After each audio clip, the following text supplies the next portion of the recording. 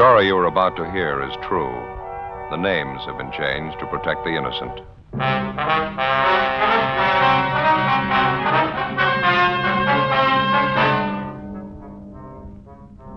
You're a detective sergeant. You're assigned to robbery detail. 2 armed bandits invade the home of an elderly couple in your city. The aging husband is tortured unmercifully before he reveals the hiding place of his valuables. The 2 thieves make good their escape. Your job? Get them.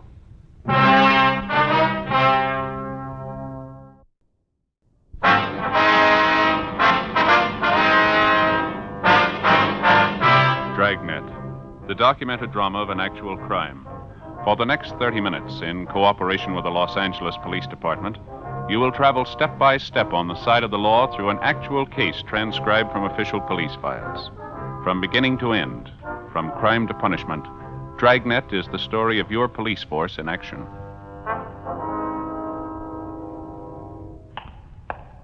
It was Saturday, October 3rd. It was hot in Los Angeles. We were working the day watch out of robbery detail. My partner's Ben Romero. The boss is Harry Didion, captain of robbery. My name's Friday. It was 11:38 p.m. when I got to Georgia Street Receiving Hospital, room 5, treatment room. Joe? Hi, how's it going, Ben? We're not going to be able to talk to him anymore tonight. Doctor said maybe late tomorrow morning. How's the old man making out? He's resting a lot better. Doctor gave him a sedative. Old fellow sure had a rough time. Well, how about since I've been gone? Did he tell you anything else? No, just kept repeating the same thing. 2 guys forced their way into his house, beat his wife, tortured him, took all their jewelry. That's about it. Yeah. Well, I put in a call to the office. I got a broadcast out on the information that we have. There's not much to go on. We should be able to pick up a little something more tomorrow. Doc said it's been a long time since he's seen anything like this, where they worked old man over. Well, what'd they do to the fellow's hands, anyway? The doctor able to tell? He thinks they used a hat pin on him, something like that. It's sharp and thin. At least a dozen wounds in both hands. He's pretty badly burned, too. Yeah. It's hard to imagine somebody that cold-blooded. 71-year-old man, soles of his feet a mass of burns. Wonder his heart stood up through the beating I gave him. Was he got a weak heart? He's had a little trouble, yeah. Terrific shock going through something like this at his age. Well, maybe we better check back at their house, huh? See how the old fellow's wife is doing, huh? Yeah, right. How's it shape up for you? Well, there's not an awful lot to go on yet. It wasn't a shot in the dark. I think we can count on that. Whoever the thieves were, they had some kind of an inside tip. The old man and his wife, well, they don't put up much of an appearance. You wouldn't be apt to figure that they had $3,000 or $4,000 in jewelry put away at home, would you? Maybe his wife might have some ideas. Sure is a lousy shame. Yeah. Yeah, you might halfway understand it. They just held him up, but working him over the way they did. There was no sense to it at all. Trying to show off what a couple of rough bums they are. Maybe that's it. Well, then let's do them a favor. Let's show them what it costs. Ben and I got in the car and drove back to the Westlake Park area to the home of the robbery victim, 71-year-old Wendell McClung, and his wife, Catherine McClung. It was a 1-story wooden frame building, gray shingled, a typical modest 4-room bungalow. The men from Unit 31R who'd answered the robbery call were still there, standing by. Another pair of men from robbery detail, Powers and Gonzalez, were checking the neighborhood for possible leads on the suspects. Inside the house, Ben and I found Mrs. McClung propped up in an easy chair in the living room.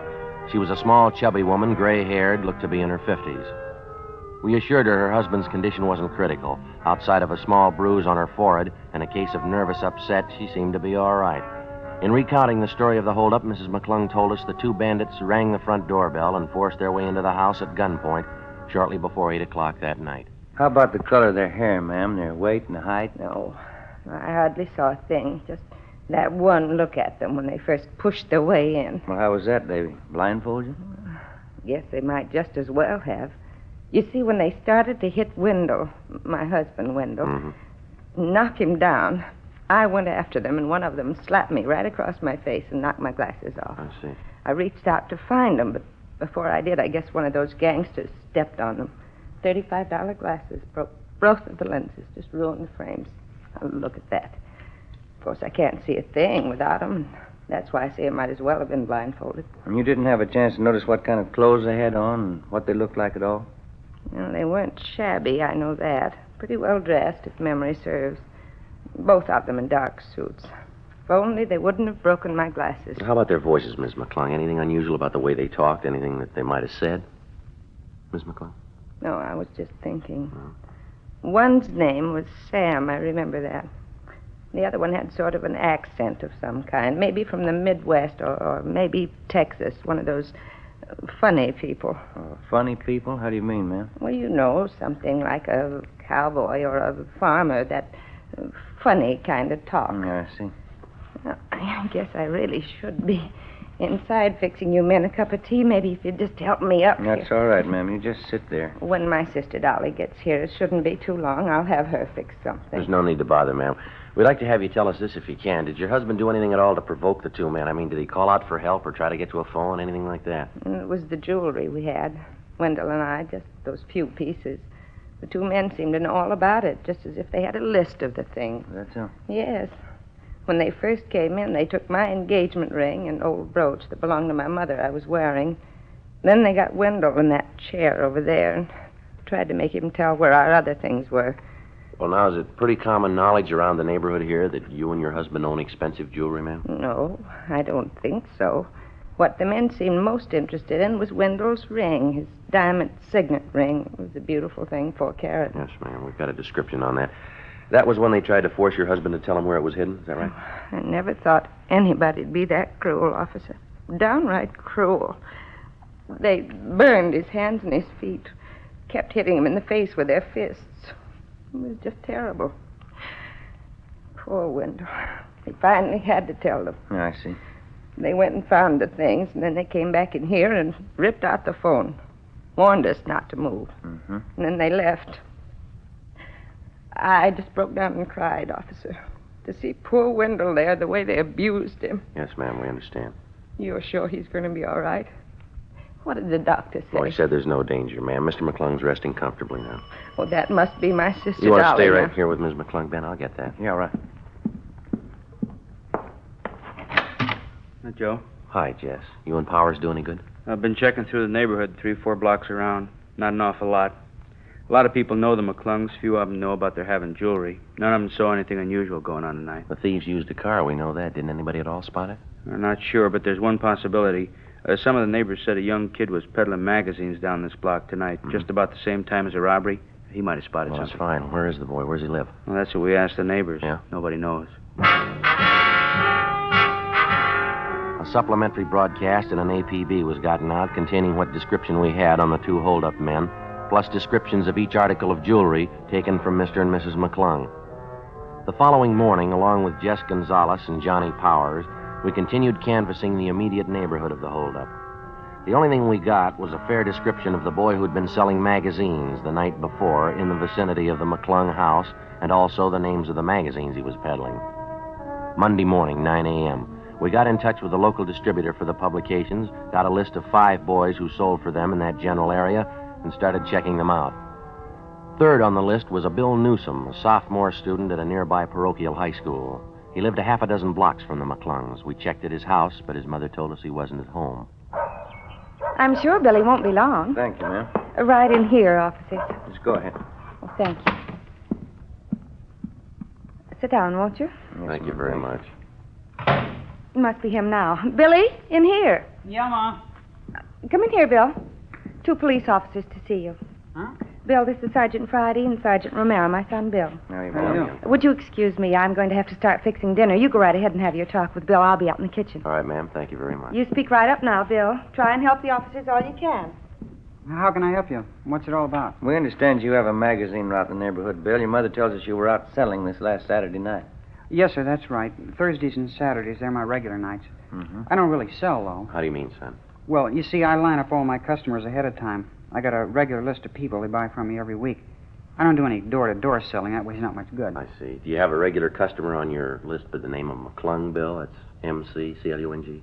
Yeah, Mr. McClung. Once a month, he takes a gardening magazine. Comes out the last weekend every month. Were you over near the McClung's place Saturday night? You remember? Yeah, I was. I went right by it. I've got customers all along that block there. Say, this wouldn't be about that robbery. That's right, Bill. You heard about it? After church Sunday, a couple of kids who go to the same school I do, they live right around the McClungs. They heard about it. What time was it when you went by there Saturday night, you remember? Oh, about a couple of minutes after 9, I guess. Maybe a quarter after. When I heard about the robbery on Sunday, I thought maybe I ought to tell somebody about it. I wasn't sure about it, though. You know, I didn't want to be a pest. What do you mean, son? You weren't sure about what? This dark blue sedan I saw parked on the street there, just a couple of houses down from the McClung's place. The reason I even noticed it was because it was a new car, almost a brand new car, but it looked like the license plates on it were kind of old. Mm-hmm. What else? Well, I delivered some magazines to Mrs. Brubaker, and I got my money for them. And then coming down the stairs, I saw these two men. I'm not sure they came out of Mr. McClung's house. It was dark, you know, but I thought that's where they came from. Anyway, they went down the street, got in the car, and took off. Seemed to be in a hurry. Well, what did the two men look like, Bill? Do you have any idea? No, I didn't see them too well. Wasn't too close to them. I was about from, here to across the street from them. How about their clothes? You notice them at all? Yeah, they had suits on, dark suits, I know that. How would you describe their build, son? Medium, tall, fat, skinny? What would you say? Why, I think I'd say medium. Yeah, both of them medium. Now, about that car, Bill. You said it was a dark blue sedan, new model, and the license plates look kind of old. Is that right? Yeah, that's right. That's how I first noticed it parked down by the restaurant. How's that? About 7:15, when I started my route down on South Benson, I saw the same car parked outside the restaurant down there. Forget the name of the place now. It just opened about a month ago. You sure it was the same car? Oh, yeah, I'm pretty sure. That's why I noticed it again when I saw it up by McClung's place. I thought it looked kind of terrible. Brand new car like that with old license plates. By any chance, son, do you remember the license number on those plates? No, sir, I didn't notice it at all. I'll tell you what, though. Yeah? If I see that car again, I'll be sure and get the number for you.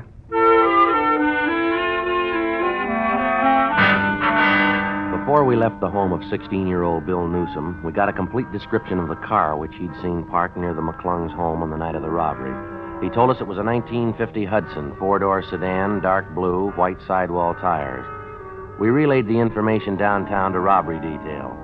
After we left the boy's house, we drove to the vicinity of the restaurant on South Benson, where the Newsom boy had first spotted the Hudson sedan. After making the rounds of several bars and coffee counters in the area, we started checking at the restaurant. It was newly opened, just as the boy had described it, full of glass brick and fancy modern stonework. The main bar was situated just off the lobby, set apart from the main dining room. We interviewed the head bartender, and he thought he remembered serving two customers, answering the general description of the hold-up men on the previous Saturday night. Not a bad-looking pair. They're in a little early, around 7:15, 7:30. They seem to be all right. Do you remember what they looked like at all? No, I didn't notice them that much, officer. Can you give us some general idea? Or on the young side, I guess. Not more than 28, 30. One of them talked like a Midwesterner, I think. You know, maybe Arkansas, Texas, someplace like that. Well, could you give us any idea what they were wearing? Would you remember both that? had suits on, dark suits. One had on a gray hat, and that's about all I remember. The reason I can place them at all is because Saturday was a pretty slow night at the bar. There's a new place here, you know. It takes a little time to cultivate a trade. Well, did these two men stop for dinner here? Do you remember that? No. They sat right here at the bar and had a couple of beers, and then they left. No dinner. Did you wait on them, sir? Yes, sir, I did. I served them both a bottle of beer, imported Dutch beer. Do you serve quite a bit of that imported beer, do you? No, not here, no. It's mostly cocktail trade. These two fellas are the only ones I remember asking for. Well, do you remember if the two men handled the beer bottles at all? If they handled them? Well, I mean, did you pour it? I filled up their glasses and set the bottle down. I guess they did handle them. They emptied the bottle. I see. But they'd almost have to, wouldn't they? Would you still have those two bottles on hand? Well, let's see. Today's Monday. Yeah, I guess I would. They don't pick up the empties till sometime around the middle of the week. We'd like to take a look at them, if you don't mind. Oh, sure thing. You guys just want to follow me down the bar here? It's in the storeroom just in back. All right, let's go. It's right back here, officer. Fine. Let's see. Yeah, they're right over here. There you go. Holland label. Only ones in the whole case. The same two I served those fellas. Yeah, I see. What do you think? Fingerprints? Maybe. And as soon as you get the fingerprints, you can pick them up, can't you? Yeah, when we find the men they belong to. Monday, 6 p.m. We called Leighton Fingerprints, and they came out to check the evidence. First, they obtained a set of the bartender's fingerprints to serve as a basis for comparison. Then they dusted each of the empty beer bottles carefully. After the various sets of prints were lifted off the bottles, the men went back to the office to run the sets through, classify their findings, and then turn them over to R&I for further checking. While they worked on it, Ben and I ducked out and had a sandwich and a bowl of soup for dinner. 7:25 p.m. We got back to the city hall. I sure am getting tired of the kind of food that guy serves, Joe. It seems to get worse every time I go in there. Yeah, wasn't very good, was it? I'm willing to bet I know his formula for the soup. 2 gallons of hot water and 1 bouillon cube. Well, I've gone and done it before. I may still do it again. What's that? Bring my dinner from home in a paper sack.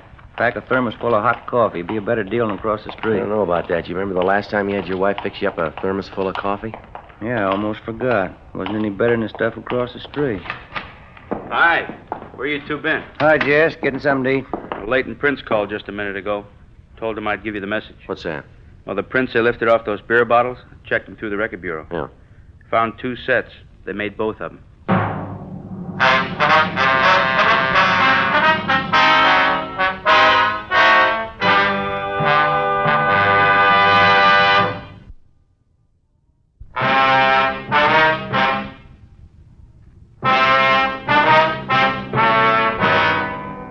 October 5th, Saturday, 7:40 p.m. The 2 sets of fingerprints which had been lifted from the empty beer bottles were checked through R&I and identified as those belonging to 2 known criminals. The first was Henry Vincent Moss, WMA, 29 years old. He'd served 2 terms in the county jail for burglary and grand theft auto, and 1 term in San Quentin for robbery.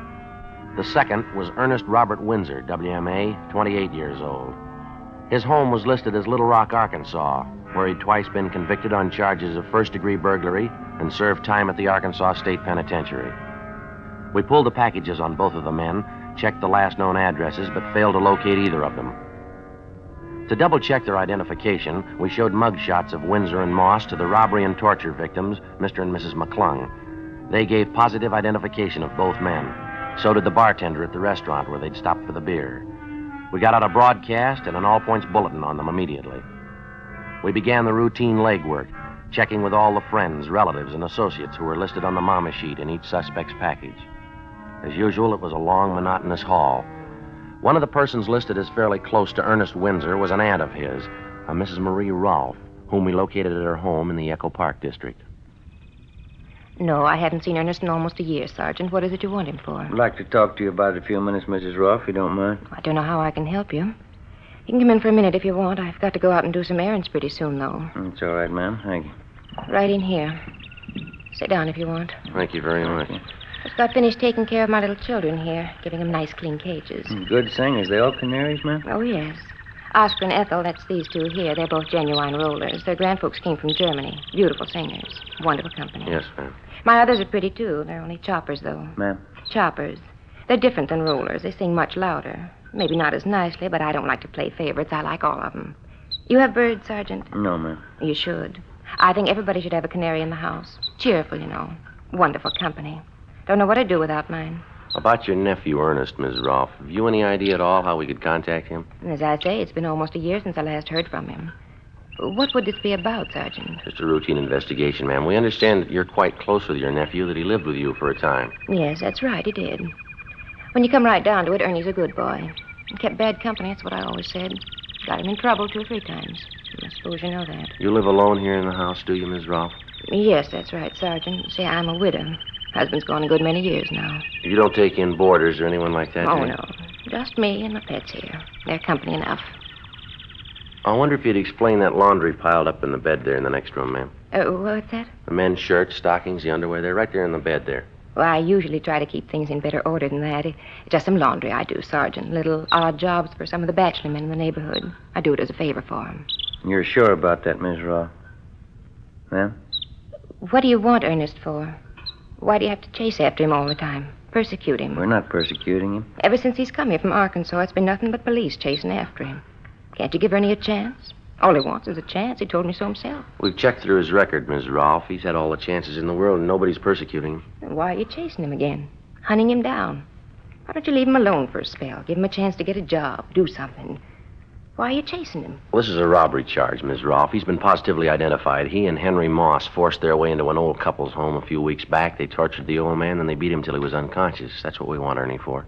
How'd you know it was Ernie? You could have made a mistake. No mistake, ma'am. The victims identified his picture. There wasn't a doubt in their mind. And where is he? You sure that's the truth? You sure it's Ernie again? Yes, ma'am. Again. You can have all the proof you need. And the last time he told me he swore on the memory of his own mother. He swore he wouldn't do anything wrong again. I guess I just don't know Ernest. Where is he, ma'am? You want to tell us? It's the last time, Sergeant. I'm sorry. Ernie's had his last time. Yes, ma'am. He's sleeping. The room over the garage. You'll find him there. Ernest Windsor was apprehended and placed under arrest. His room was searched, as well as the entire home of his aunt, Mrs. Marie Rolfe. We failed to find a trace of any of the jewelry stolen from Mr. and Mrs. McClung. After we made arrangements for a stakeout on the house, Windsor was taken downtown to the interrogation room, where Jess Gonzalez, Ben, and I questioned him for 5 hours. He refused to tell us anything. At a special show-up, he was positively identified as one of the hold-up men by the two victims. Windsor was booked at the main jail on suspicion of 211 PC. The investigation went on. Every possible lead on the other suspect, Henry Moss, was checked out. We got nowhere. It was obvious that either Moss was in possession of all the jewelry stolen from the McClungs, or it had been hidden away someplace, known only to Windsor and Moss. From time to time, we had Windsor taken from his jail cell for questioning. It wasn't hard to tell he was bothered with the possibility that perhaps Moss had run off with the entire loot and was enjoying himself while Windsor spent his time in jail. We worked hard on that particular angle while we questioned him, but Windsor still refused to break, to give us any kind of a lead on Moss. A month passed. Wednesday, November 8th. Sure working out into a dull routine. A full month. We got exactly what we started with. Yeah. If we could only get Windsor to break it, it'd sure do a lot toward wrapping this thing up, wouldn't it? I don't know what he figures he's going to gain, but keep him quiet. Yeah. Gonzalez and Johnny Power said they were checking out a tip from some informant this morning. Supposed to know where Henry Moss is. Wonder if they found any luck. They ought to be back by now. Yeah. Go ahead. Hey, Jess. Oh, hi. How about it? Did you do any good this morning? Oh, not a bit. Informant didn't even show up. Johnny's going to meet him this afternoon. Doesn't look to be very much. How about you fellas? Same, Jess. We're going as slow as you are. I get it. Robbery, Friday. Yeah, George.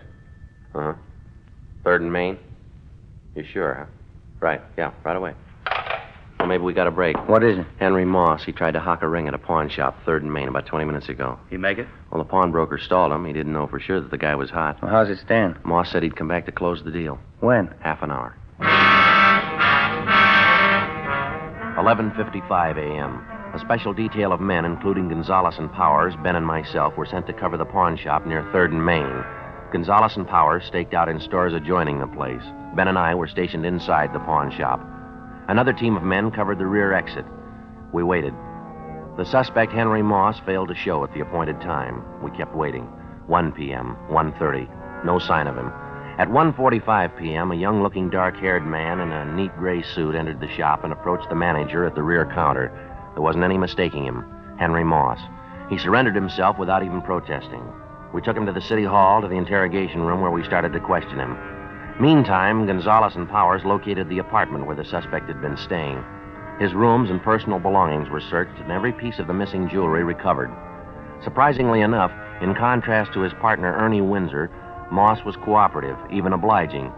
We had a stenographer take his full statement, and then we got ready to move him over to the main jail for booking. Just a couple of questions before we leave, Moss. Sure, Sergeant, go ahead. We've had you in here before. How come all the cooperation this time? Why not? I had it figured before time. If you got me, you'd have everything you need on me. Wouldn't do much good putting in a beef, would it? Whose idea was it to start with, Moss? The hold-up deal. Yours, or was it Windsor's? Both of us, I guess. I didn't want to get rough with the old man. I mean, the way Ernie did. That part I didn't like. All I wanted was the loot. Ernie just lost his head. Too bad. All right, you ready to go? Any time, Sergeant. Hey, I wonder if I could ask a favor. What's that? Well, it's going to get a little tough in there in that jail. Wonder if we couldn't stop for a good steak and some French fries first, huh? Maybe some good restaurant around here? No, it won't work, Moss. You know I wouldn't try anything. You put your order in a long time ago, mister. What do you mean? When you worked over that old couple. Yeah? That's when you ordered jail food.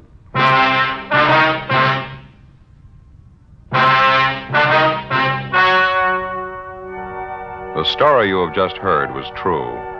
The names were changed to protect the innocent. On March 2nd, trial was held in Superior Court, Department 88, City and County of Los Angeles, State of California. In a moment, the results of that trial.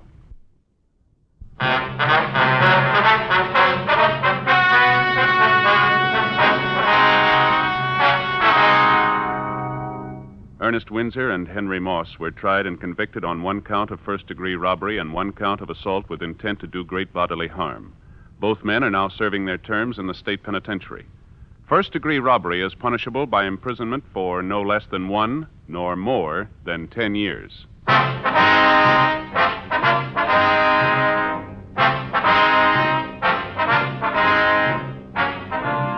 You have just heard Dragnet, a series of authentic cases from official files. Technical advice comes from the Office of Chief of Police W.H. Parker, Los Angeles Police Department.